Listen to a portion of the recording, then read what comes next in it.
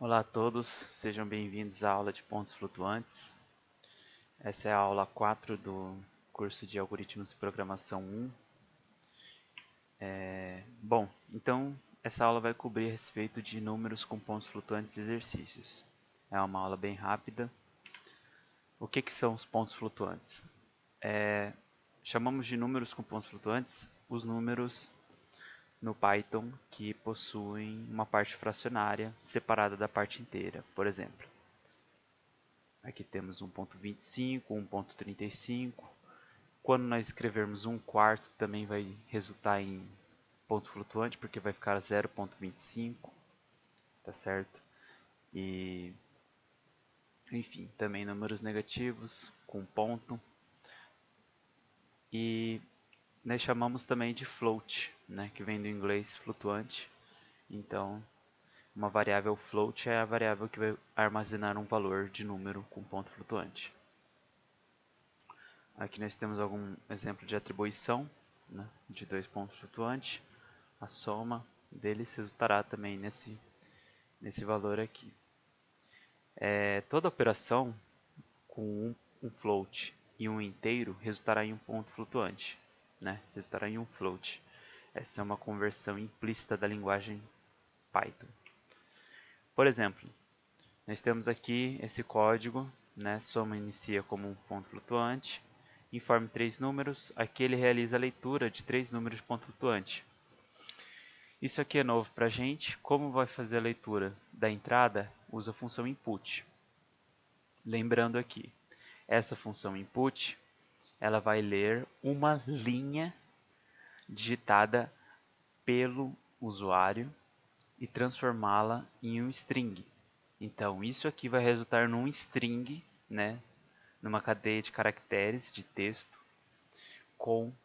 contendo um número. E então, é transformado em um valor de ponto flutuante através dessa função de conversão de tipo float. Então, essa função de conversão vai pegar o texto e transformar em float. Vai para a variável número. Vai fazer a soma aqui então. Aqui é uma operação entre pontos flutuantes, acumula em soma. Aqui repete para os próximos dois números, leu então os três números e somou em soma. Realiza a média dividindo por 3 e imprime. Na impressão, para números inteiros, nós usávamos o porcentagem %d. Para pontos flutuantes, utilizamos o porcentagem %f. Então é importante lembrar isso. Na leitura de um ponto flutuante, nós utilizamos a função float. E para imprimir o valor, nós usamos porcentagem %f.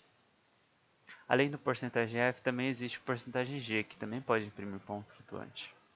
Peço a vocês que façam o teste. Qual é a diferença ao imprimir com porcentagem %g?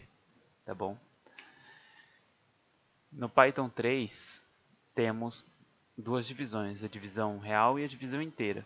E a divisão real vai dar o valor com ponto flutuante e a divisão inteira sempre vai resultar apenas na parte inteira do número.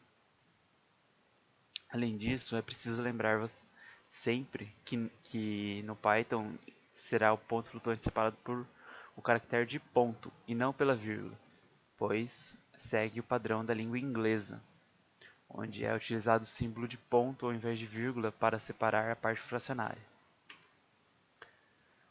Bom, como nós dissemos, o operador de conversor de tipo, ou typecast, existe o int, existe o float. O que nós vamos fazer se transformarmos um float em inteiro através dessa operação? 3,5. Resultará em 3. Ah, será que ele foi para baixo, foi para cima? Não, é simplesmente porque ignorou a parte fracionária. Então, por exemplo, 3.0 vai resultar em 3. 3.99 no int vai resultar em 3 também. Repare que não foi feito o arredondamento. A noção humana, a gente normalmente faz o arredondamento para o número inteiro mais próximo. No Python não é feito dessa forma. É preciso ter isso bem claro, tá? Nesse caso aqui, por exemplo, e se eu fizesse assim, menos int menos 2.999? Que valor resultaria e por quê? Né? Justifique sua resposta. Isso pode ser uma questão da prova. tá bem? Faça o teste, verifique e veja o porquê. Bom, seguindo em frente, aqui nesse slide é o próprio teste utilizando o idle, né? Ou seja, utilizando aqui o nosso programa com o shell do Python, nós podemos fazer o teste aqui mesmo, né? Por exemplo, ele transformou para -2. Por quê? Porque não é feito arredondamento, não é feito jogar o número para baixo. O que é feito é jogar fora a parte fracionária, tá certo? Basicamente isso. Bom, seguindo em frente, aqui nós temos outro programa. Teste o seguinte programa. Que resultado será que vai dar? É bem simples fazer isso, né? Nós vemos aqui, criamos um novo arquivo e executamos teste.python. Os dois valores resultam em 10. Por quê? Neste programa, nós temos um ponto flutuante que é convertido a inteiro nessa linha aqui na variável i1. E o f1 ele é impresso aqui com porcentagem d, ou seja, inteiro. E ele está aqui. Quando nós fazemos isso, existe uma função que automaticamente irá converter esse valor para inteiro. É uma conversão implícita, chamamos. Porque uma vez que eu estou imprimindo como valor inteiro, a função print irá transformar esse valor que está aqui como inteiro, implicitamente, tá bem? Então resultará nesse valor aqui de 10. É o mesmo efeito da conversão explícita. Quando nós utilizamos essa função int, nessa segunda linha, chamamos de conversão explícita. E quando é feita apenas na hora da impressão, é uma conversão implícita que está acontecendo. Muito bem. Mais uma característica dos pontos flutuantes é que eles podem ser expressos com a notação de notação científica, né? Utilizando o caractere e. Então aqui nós temos 1.21 elevado a 3. Na verdade aqui significa elevado a multiplicado por 10 elevado a 3, né? A notação científica. Ou seja, representaria esse valor aqui, 1210.0. Também você pode colocar negativo, que aí fica, né, significa casas depois da vírgula. Então tá. Bom, aqui é um resumo das coisas que nós já aprendemos. Para realizar leitura, utilizamos input com a função float. E para impressão de variáveis float, porcentagem %f no print. Além disso, e se nós quiséssemos imprimir algumas casas decimais depois da vírgula? Por exemplo, até 2 casas decimais, então nós faríamos porcentagem %2f com a variável float x aqui. Nesse caso, ele realmente realiza um arredondamento, tá? É importante notar essas diferenças. Se você ficou em dúvida, faça o teste dessa função print da forma como está aqui e coloque aqui no x variados valores. Teste, por exemplo, com 2.999, teste, por exemplo, com 2.0001, né? Teste várias vezes e aí você vai ver qual que é o funcionamento, entender o funcionamento da função print quando você especifica o número de casas decimais a serem impressos. Muito bem, pessoal. Agora começam os exercícios. Então, vamos só realizar esse primeiro aqui. Considere um programa que lê 3 números de ponto flutuante, A, B e C, e realize a soma e também a multiplicação destes. Imprima o resultado da soma na primeira linha e na segunda linha imprima o resultado da multiplicação. Em ambos os casos, os resultados deverão ser limitados a 2 casas decimais depois do ponto. Bom, então vamos lá. Primeira coisa, leia 3 números de ponto flutuante. Nesse caso aqui podemos assumir que são 3 números, um em cada linha. Então A, B e C, nós iremos fazer com a função float e a função input, como acabamos de verificar. Depois realize a soma e a multiplicação. Então vamos pôr em variáveis diferentes, não é mesmo? Estes números. E então fazemos a impressão primeiro da soma e depois da multiplicação. Para imprimir somente o próprio valor, basta fazer assim, né? Porque ele pediu um em cada linha. Ah, e caso fosse, vamos supor que ele pedisse para imprimir os dois na mesma linha, separado por um espaço em branco.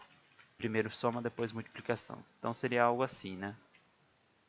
Porcentagem F, porcentagem F. Bom, nesse caso aqui, voltando ao problema, seria até aqui é isso, né? Até aqui é esse programa aqui. Mas aí ele fala, em ambos os casos, os resultados deverão ser limitados a 2 casas decimais depois do ponto. Então, nós teremos que fazer aquela construção que foi mostrada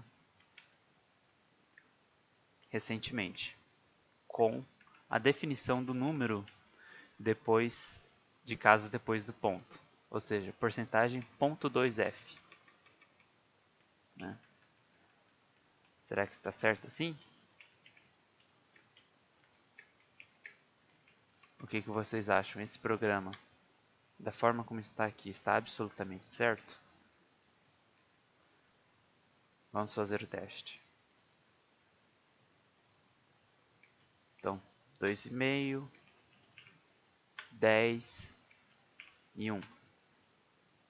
Vamos ver. Bom, a soma realmente resulta nisso. E a multiplicação também resulta nisso, né? Bom, é isso aí. O nosso programa funciona muito bem. Vamos fazer um segundo teste. Menos 1. Isso aí. Maravilha, pessoal. Nosso programa, exercício 1, então, o gabarito é esse aqui. Aqui, nesses slides, tem mais 3 exercícios.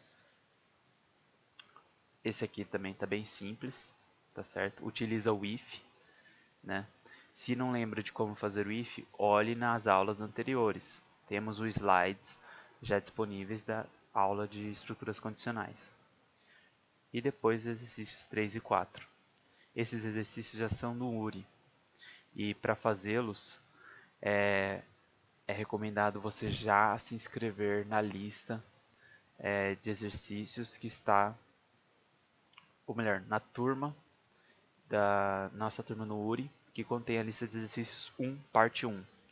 Então essa lista de exercícios é para ser entregue até domingo, tá bom? Até domingo, 11h30 da noite. Você tem esse tempo, é o prazo da primeira parte da lista 1. Para quem não entrou ainda no URI, é só ir no AVA e lá tem um link para entrar no URI. Se você tiver qualquer dificuldade, me contate por e-mail. Bom, é isso. Essa é a aula de pontos flutuantes. E semana que vem teremos mais uma aula. Por isso fiquem bem atentos ao AVA e aos avisos que vão para o seu e-mail. Tudo bem? É um e-mail cadastrado na UFMS. Então, se você não está acompanhando os e-mails que você recebe pelo AVA das disciplinas, procure esse e-mail e comece a acessá-lo diariamente. Todos os avisos serão dados pelo e-mail e também os avisos mais importantes serão repetidos no nosso grupo de WhatsApp. Tá bem? Então é isso, pessoal. Valeu. Até a próxima aula.